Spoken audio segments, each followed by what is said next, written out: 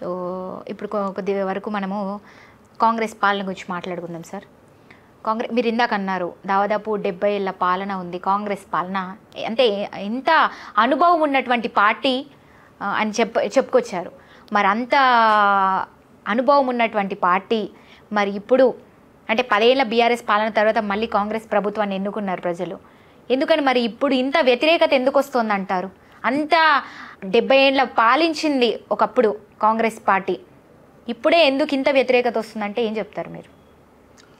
ఒకటేనమ్మా, Congress party యావత్ భారతావనిలో 3 రాష్ట్రాలు ఉన్నాయి కాంగ్రెస్ పాలిత రాష్ట్రాలు.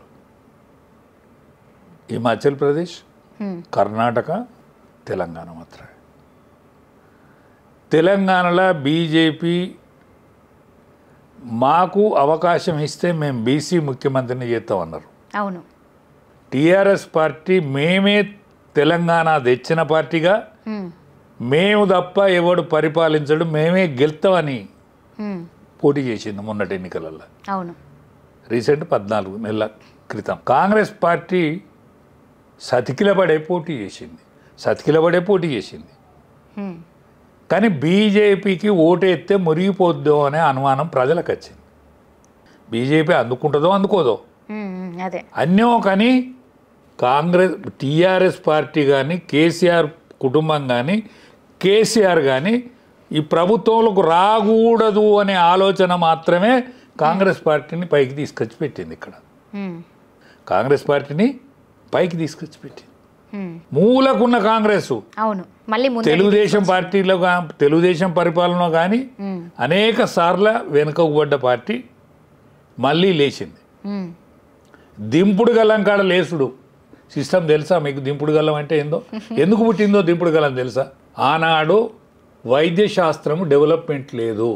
అవును. మనిషి చచ్చిపోయిందా బతికున్నాడా అని చూసే అటువంటి వైద్య శాస్త్రం డెవలప్మెంట్ లేదు ఆనాడు. ఏది దింపుడు గల్లం పుట్టినరోజు. దింపుడు గల్లం ఎందుకు పుట్టిందంటే స్వరం, బిడ్డ స్వరమో కొడుకు స్వరమో భార్య స్వరమో, ఈ స్వరం చెవు ద్వారా కర్ణపేటిక ద్వారా పోయి మనిషిని లేపుతుందన్న ఆశకు దింపుడు గల్లం పెట్టింది. ఆ దింపుడు గల్లం కాడ లేచిందే తెలంగాణ కాంగ్రెస్. ఓకే. దింపుడు గల్లం కాడ లేచింది ఈ పార్టీ. దింపుడు గల్లం కాడ కూడా అనేక కోరికలు అలవి కానీ హామీలు ఇచ్చింది ఆ దింపుడు గల్లం కాడ కూడా. అక్కడ కూడా ఇప్పుడు ఏ విధంగా అయితే ఇచ్చిందో అప్పుడు కూడా అట్లనే దింపుడు గల్లం కాడ ఈ పార్టీ అనేక హామీలు ఇచ్చింది. హామీలు ఇచ్చినందుకు కూడా గెలవలే. మేము హామీలు ఇస్తే గెలిచినామని అనుకుంటాను. ఇప్పుడు ప్రశ్నిస్తాను ప్రజలు. అవును. హామీలు ఏమైనా వీళ్ళు ఏమంటున్నారు, మేము హామీలన్నీ ఇచ్చిన హామీలన్నీ కూడా అమలు చేసినామని మాట్లాడుతున్నారు అధికారులు. అంటే ఏదైతే ఇప్పుడు ప్రభుత్వ మంత్రులు కావచ్చు, రేవంత్ రెడ్డి కావచ్చు, మేము ఇచ్చిన అన్ని కూడా అమలు చేసినాము, ఒకటో రెండో కానీ అని చెప్తారు. మరి ప్రజల దాకా ఎందుకు పోలేమంటారు? ఎందుకు ప్రజలకు చేకూరట్లేవు? అలవి కానీ హామీలు ఇచ్చిన మాట వాస్తవం. వీళ్ళ దగ్గర బడ్జెట్ లేని మాట వాస్తవం. అవును, అదందరూ తెలుసు. అలవి కానీ హామీలు ఇచ్చిన మాట వాస్తవం. వీళ్ళ దగ్గర బడ్జెట్ లేని మాట వాస్తవం. అలవి కానీ హామీలు ఇచ్చినా కూడా కేంద్రం సాయం చేయాలని లేదు. కేంద్రం అనేది రాష్ట్ర ప్రభుత్వాలకు ప్రణాళికాబద్ధంగా ఏవైతే చేయాలనో అవి మాత్రమే చేస్తుంది. రోడ్లు, ప్రాజెక్టులు, ఇదివరకు పాతబడ్డ విషయాలు ఏమన్నా ఉంటే, మూలకున్న విషయాలు ఏమన్నా ఉంటే, గ్రామ పంచాయతీలకు స్ట్రీట్ లైట్స్, గ్రామ పంచాయతీ జీతభత్యాలు, మున్సిపాలిటీలకు జీతభత్యాలు, కార్పొరేషన్లకు జీతభత్యాలు. మున్సిపల్ కార్పొరేషన్స్ ఉన్నాయి కదా, మన హైదరాబాద్ కార్పొరేషన్ ఉన్నది, వరంగల్ కార్పొరేషన్ ఉన్నది, మన కరీంనగర్ కార్పొరేషన్ ఉన్నది, మున్సిపాలిటీలు ఉన్నాయి. వీటన్నిటికీ ఎన్నికలు పెడితే వచ్చేది అమెండ్మెంట్ అయింది. అప్పుడు అది కాంగ్రెస్ పార్టీ కాలంలో అమెండ్మెంట్ అయింది.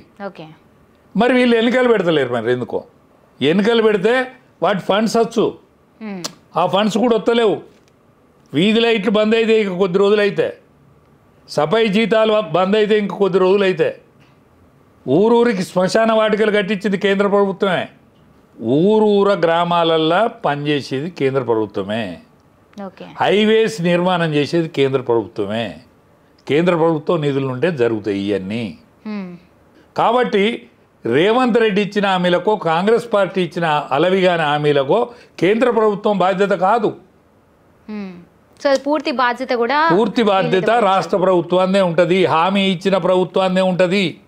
మీ నాన్న నీ పెళ్లి చేసిండమ్మా, చాత కాకపోతే చాతనైతే లేదని చెప్పాలి తప్ప నేను కోర్టు పడిగెత్తిన కాబట్టి నేను ఏదైనా ఇస్తానని హామీ ఇస్తే కరెక్ట్ కాదు కదా.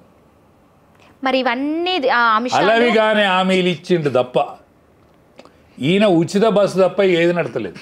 అవును, ఉచిత లేడీస్ బస్సు తప్ప, లేడీస్ అలా అక్కెరున్నా అక్కెరు లేకున్నా లేడీస్కి ఉచితంగా పోవచ్చు. అది కూడా మూల పడుతుంది అనిపిస్తుంది. ఆర్టీసీ దివాళీ తీసింది. అవును, కొన్ని బస్సులు కూడా తక్కువైపోయినాయి మనం చూసుకుంటే. ఆర్టీసీ దివాళీ తీసింది. అవును, అవసరం లేని వాళ్ళు కూడా అక్కెరు లేని వాళ్ళు కూడా కూర్చుండి పోవాల్సి వస్తుంది. ఇక్కడ ఏ విధంగా పెట్టారో కర్ణాటకలో కూడా మళ్ళీ అదే విధంగా కర్ణాటక కూడా దివాళీ తీస్తుంది, దాని తర్వాత ఇది దివాళీ తీస్తుంది. అందుకనే అలవిగానే హామీలు ఇచ్చి రేవంత్ రెడ్డి బయటపడ్డాడు. కానీ తెలంగాణలో కర్ణాటకలో ఎట్లున్నదో నాకు తెలియదు కానీ తెలంగాణ ప్రజానికం మేము అలవిగానే హామీలు ఇచ్చినాం. సుమా క్షమించండి, మాతోనికి ఇది అవుతుంది ఇది కాదు అని చెప్తే తెలంగాణ ప్రజానికం క్షమిస్తుంది. తెలంగాణ ప్రజానికానికి క్షమించే గుణం ఉన్నది. కానీ వీళ్ళు అట్లా పోవట్లేరు కదా, ఇంకా ఎగబడి ముందుకు వెళ్తా అంటున్నారు. ఇంకా టెంపర్మెంట్ తనం పోతలేదు. టెంపర్మెంట్ తనం ఉంటే తెలంగాణ ప్రజానికం తొక్కుడు ఖాయం.